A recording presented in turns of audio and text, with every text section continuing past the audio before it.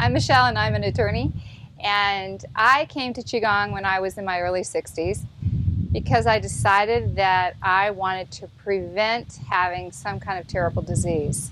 So I didn't arrive at Qigong with a disease, but with the idea in mind that my 86-year-old mother and my 90-year-old aunts had given me a roadmap of what were the possible physical conditions as I aged.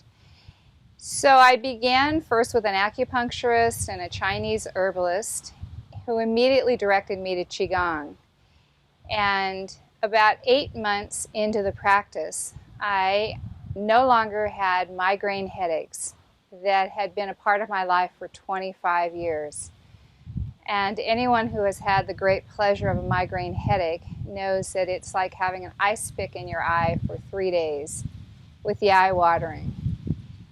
I've never had them come back in the last 3.5 years since they left. I no longer have limitations in my low back from arthritis.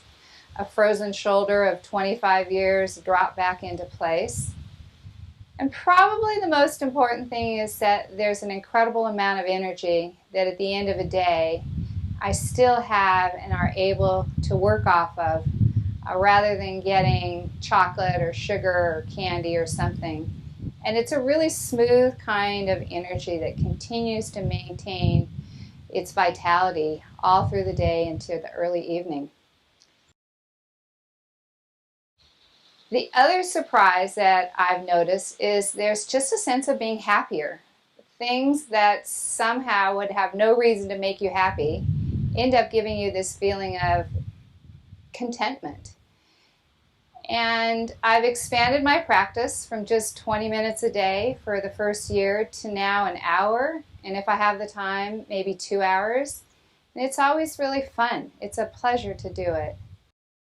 I've probably been to a number of retreats, and in every single one I've learned something new and met some incredible people. And once again, I think I'm touched by the fact that so many people from so many diverse backgrounds have got physical or emotional or mental improvements or changes, many of which were unexpected.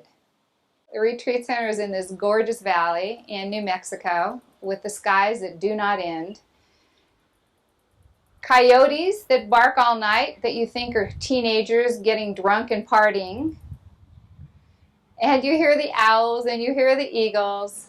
But I think most important to me about this Chi Center in Galisteo is the sound of the wind through the trees and the leaves.